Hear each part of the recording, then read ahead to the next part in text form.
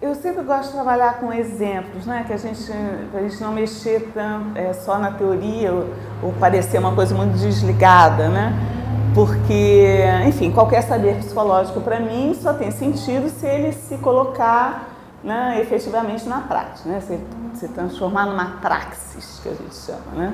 O caso é o seguinte, uma pessoa que eu fiz uma entrevista, que é um cara de, acho que 50 anos, 52, alguma coisa assim. A figura dele era bem garotão, cabelos brancos, compridos, né? Fortinho, olhos claros, meio surfista velho.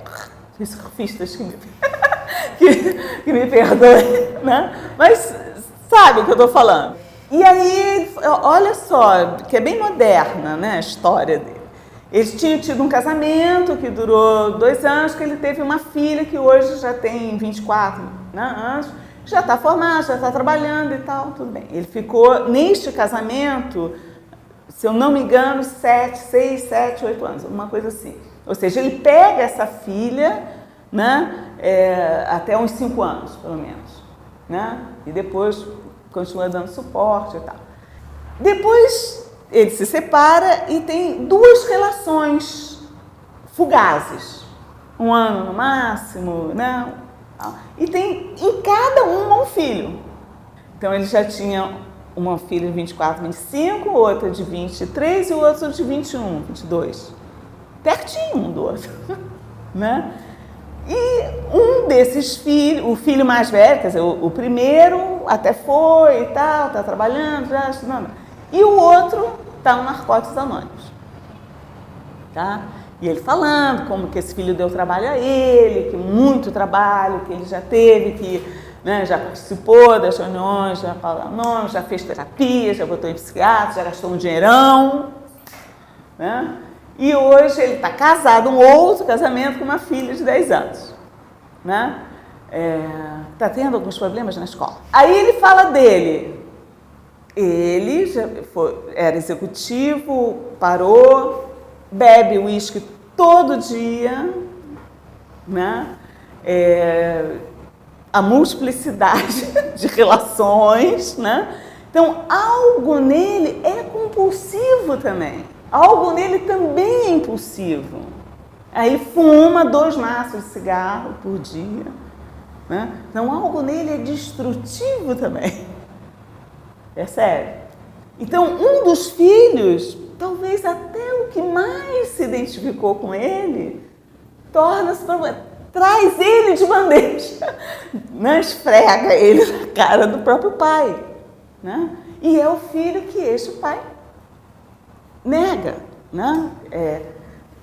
Ele não nega, é ruim dizer isso, mas assim, que ele se incomoda. E talvez se incomoda exatamente porque, né, é o filho que está mais clamando por ele. Então, de novo, a gente retorna à questão da onipotência, da potência, do pertencimento e da autonomia. Este filho, por características dele, ou como que foi a relação dele, né, do pai com a mãe, enfim, ele clama por esse pai, ele se ressente de falta desse pai, né? Então, parece que a droga vem como vínculo. Olha que coisa! A droga vem como um clamor de dependência, de acolhimento, que esse pai participe das reuniões, que busque ele, que entenda os gritos, que entenda as dificuldades, de uma forma tão destrutiva. A gente viu que a terapia sistêmica ela começa nos casos mais graves. Uma terapia familiar ela surge como resposta a uma urgência, né? Um filho drogadito, uma doença, um desfacelamento familiar, guerra, catástrofe, né? É sempre em cima de uma urgência, até para poder unir todo mundo.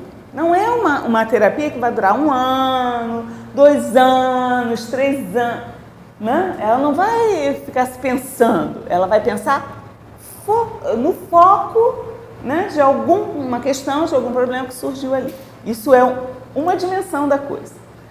A outra dimensão é o que essa teorização sobre pensamento sistêmico pode trazer até para a análise individual, que é você deixar de ver o indivíduo intrapsiquicamente apenas, né? Quer dizer, pensar o indivíduo, mesmo que individualmente, como fruto de relações sistêmicas, né? De como que a sua raiva, ou a sua rebeldia, ou as suas dificuldades, ou o seu isolamento, ele está reverberando nas suas relações.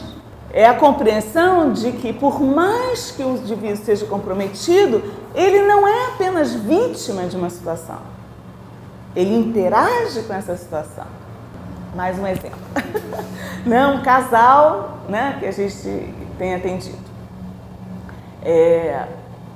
A grande queixa é que o pai, né, dessa família, que é pai, mãe e 3 filhos, já adolescente, de 15 anos para cima, sempre foi muito violento, né? Sempre falou coisas, sempre botou de castigo, batia, né? Era violento, agressivo, né? Eles moravam fora do Brasil, voltam e finalmente essa pessoa vai se tratar e é diagnosticada ali uma bipolaridade, né? Então, exatamente, esse cara fazia piques agressivos. História familiar, uma mãe super controladora, super, né, agressiva, que humilhava um meio mais humilde, enfim, né?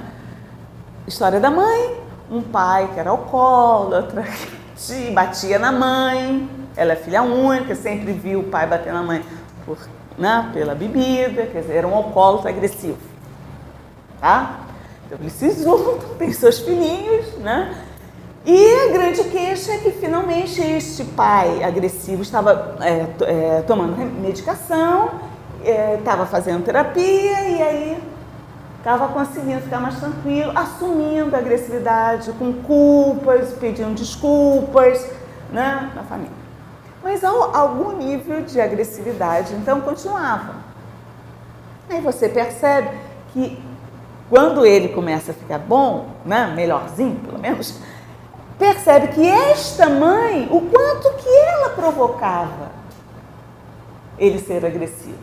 Como que ela ia atiçando, falando, criando caso, reclamando, e até que ele explodia. Então, como que ela está implicada também nessa história? Quer dizer, ela deixa de ser a vítima da situação, né, que sempre se colocou, né, como vítima, e passa a ser co-participante, né, corresponsável, né? Lógico que em casos de abuso sexual, né, abuso, violência infantil e tal, é lógico que as crianças são vítimas sim, né, sem dúvida nenhuma.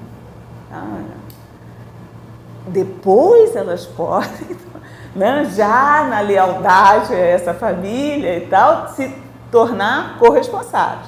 Mas é lógico que uma criança que é abusada, ela é vítima. Mas enfim, até hoje o tratamento dos próprios abusadores, né, se propõe que seja um tratamento familiar, tá? Para que a família diga a ele, né, o quanto ele fez mal e como forma dele poder superar. Por quê? Porque um abusador, na maioria das vezes, foi um abusado. Quer dizer, a tentativa de romper nessa tradição familiar, tá? Então, na medida que esse segredo e essa história for colocada, eles é preventivo, né, de novas violências, novos abusos, etc. Tá? Então isso foi transformador, quando ela sai do lugar de vítima, essa mãe, e passa a se ver como corresponsável. Aí sim ela pode mudar, né, a história de todos, inclusive dos filhos. A busca pela droga tem um caráter de depressão também. É como se um ente ali da família tentasse, na lealdade, pegar toda a destrutividade familiar e ficar com ele, para livrar os outros disso, para que não mais aconteça, né, coisas ruins com os outros. Então, que aconteça só comigo.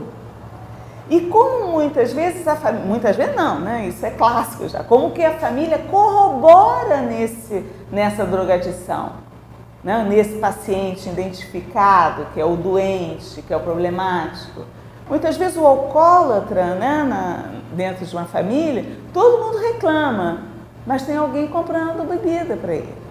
Tem alguém deixando o drogadito com dinheiro para comprar droga, porque assim ele fica mais calmo, né? Sossega.